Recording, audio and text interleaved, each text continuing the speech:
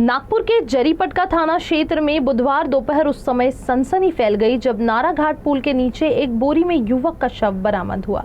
मृतक की पहचान 38 वर्षीय राहुल सुनील शाहू के रूप में हुई है, जो झिंगाबाई टाकली का निवासी है और पेशे से होटल व्यवसायी था। जानकारी के मुताबिक राहुल शाहू सदर इलाके के अचरज टावर में हैप्पी डे नाम से होटल संचालित करता था।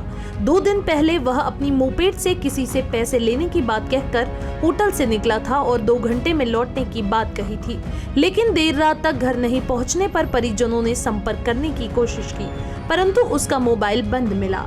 इसके बाद सदर थाने में गुमशुदगी की रिपोर्ट दर्ज कराई थी। बुधवार दोपहर कुछ राहगीरों ने नाराघाट पुल के नीचे बोरी में शव देख पुलिस को सूचना दी। मौके पर पहुंची जरीपटका पुलिस ने बोरी से शव बरामद कर जांच शुरू की। फोरेंसिक टीम ने घटनास्थल का निरीक्षण किया और शव को पोस्टमार्टम के लिए भेज दिया गया। प्राथमिक जांच में पुलिस को हत्या की आशंका है। माना जा रहा है कि किसी अज्ञात आरोपियों ने राहुल की हत्या कहीं और की और शव को बोरे में भरकर पुल के नीचे फेंक दिया।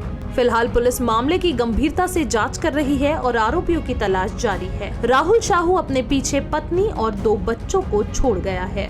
घटना के बाद पूरे क्षेत्र में भय और आक्रोश का माहौल है। आज दुपारी 12 वाजताच्या सुमारे पोलीस स्टेशन जरीपटका येथे माहिती मिळाली की नारा नदीवर जो पूल आहे त्याच्या खाली एक बॉडी मिळालेली आहे, दिसते आहे।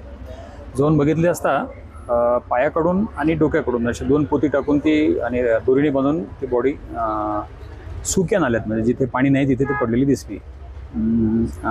त्याला म्हणजे उकलण्यात आलेलं आहे फॉरेन्सिकच्या मदतीनं। नावही निष्पन्न झालेलं आहे त्याच्यामध्ये।